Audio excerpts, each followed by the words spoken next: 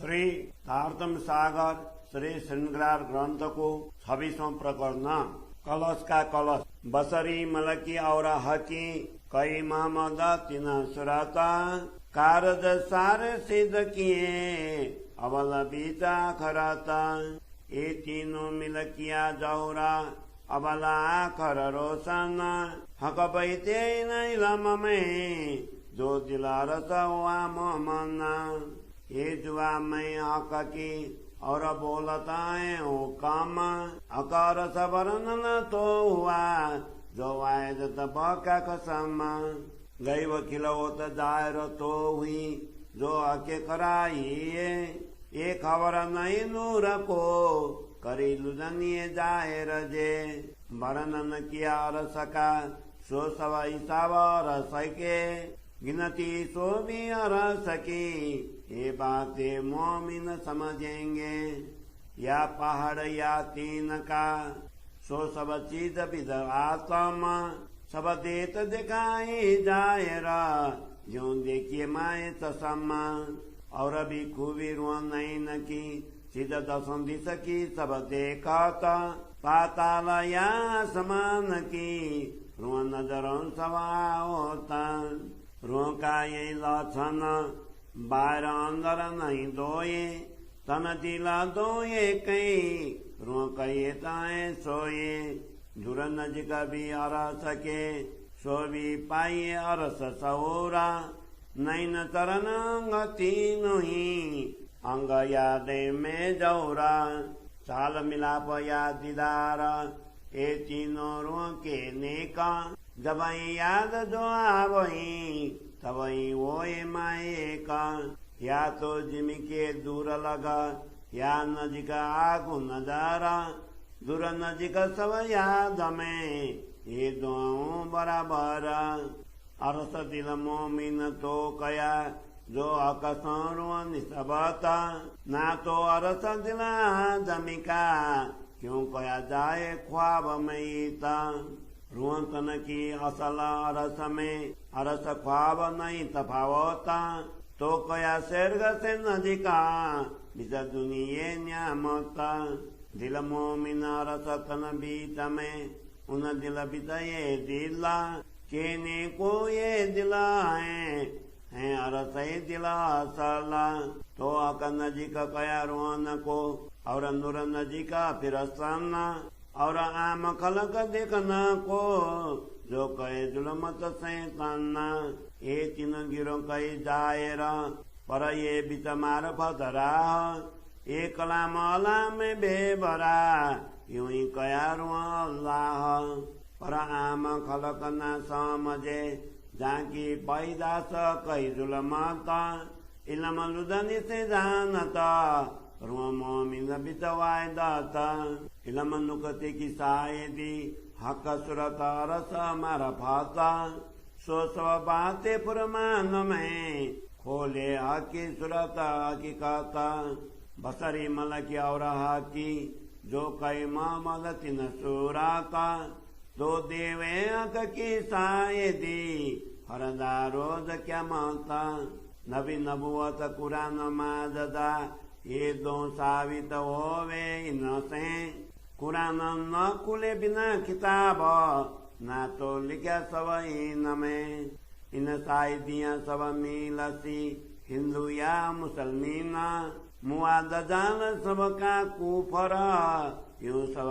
पाक हुए एक दिन और अभी साइदी फुरमान में सबक चौदे जरा नाई खेल नाम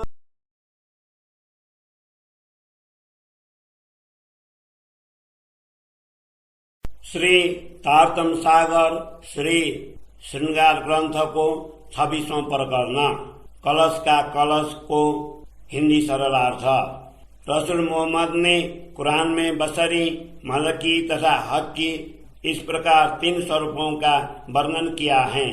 उनके द्वारा ही आरंभ से लेकर अंत तक की संपूर्ण कार्य सिद्ध हुए हैं। इन तीनों स्वरूपों ने मिलकर आरंभ से लेकर अभी तक परम धाम की यथार्थता स्पष्ट की है। इन्हीं के द्वारा प्रदत्त ज्ञान से ब्रह्मात्माओं को पर ब्रह्म परमात्मा का साक्षात अनुभव हुआ है। इसलिए ब्रह्मात्माओं के हृदय को परम धाम कहा है। मेरी जीवा को प्राप्त शक्ति तथा मेरी आत्मा दोनों श्री राजा जी की हैं एवं उन्हीं के आदेश के द्वारा इस प्रकार की बात हो रही है। इसी आदेश के कारण ही पूर्ण ब्रह्म परमात्मा अखंड परम धाम तथा वहाँ के अद्वैत भाव का वर्णन हो सका है। परम धाम मूल मिलावा के गुद रहस्य तभी स्पष्ट हुए जब स्वयं श्री राजा जी ने इनकी स्पष्टता करवाई। जिसकी शुद्धि एवं अक्षर ब्रह्म को भी नहीं है, उसकी स्पष्टता तारतम्य ज्ञान के द्वारा हो गई है। इस प्रकार परम धाम का जो भी वर्णन हुआ है वह लेखा जोखा तथा गणना परम धाम की ही है। ब्रह्मात्मा ये ही परम धाम की इस गणना को समझ सकेंगी। परम धाम के वर्णन में पर्वत जैसे विशाल तथा तृण जैसे सूक्ष्म वस्तु का जिस प्रकार वर्णन हुआ है वे सभी ब्रह्मात्माओं की भांति चेतन स्वरूप हैं। ये सभी प्रकट रूप से उसी प्रकार दिखाई देते हैं जिस प्रकार चश्मा के द्वारा किसी वस्तु को देखते हैं। ब्रह्मात्माओं के नयनों की यह विशेषता है कि इनसे दसों दिशाओं की सभी वस्तुएं दिखाई देती हैं। पाताल से लेकर आकाश तक की सभी वस्तुएं ब्रह्मात्माओं की दृष्टि में आ जाती हैं। ब्रह्मात्माओं का लक्षण यही है कि उनका बाहर और भीतर एक समान पवित्र होता है। जिनके शारीरिक कर्म तथा हृदय की पवित्रता एक समान होती है, उन्हीं को ब्रह्मात्मा समझना चाहिए। हम परम धाम से कितनी दूर हैं तथा कितने निकट हैं, यह तारतम्य ज्ञान के द्वारा ही जाना जा सकता है। जब परमात्माओं के नयन, चरण तथा अन्य अंग एक ही दिशा में होंगे, तब वे श्री राजा जी के चरणों में ही पहुंची हुई अनुभव करती हैं। एकाग्रता, मिलन तथा दर्शन, ये तीनों भाव ब्रह्मात्माओं के हैं। इन तीनों में जब जिनका स्मरण हो जाता है तब तीनों में एक रूपता आ जाती है। परम धाम की कोई वस्तु चाहे दूर लगती हो अथवा निकट, जब उसका स्मरण हो जाता है तब वह न दूर रहती है और न ही निकट अपितु समान हो जाती हैं। ब्रह्मात्माओं के हृदय को इसलिए परम धाम कहा है कि उनका संबंध श्री राजा जी के साथ है। अन्यथा नश्वर जगत के मनुष्य का हृदय परम धाम का धाम कैसे हो सकता है। यद्यपि ब्रह्मात्माओं का मूल शरीर परम धाम में है, तथापि उन्होंने धारण किए हुए स्वप्न के शरीर में एवं उनके मूल शरीर में कोई अंतर नहीं है। इसलिए इस नश्वर जगत में भी पूर्ण ब्रह्म परमात्मा को उनके लिए प्राण नली से भी अधिक निकट कहा गया है। ब्रह्मात्माओं का हृदय उनके मूल तन परात्मा में है। उनके हृदय में इस नश्वर शरीर का हृदय भी विद्यमान है। वस्तुतः कहने मात्र के लिए ही यह नश्वर शरीर का हृदय है। वास्तविक हृदय तो पर आत्मा के अंदर ही विद्यमान है।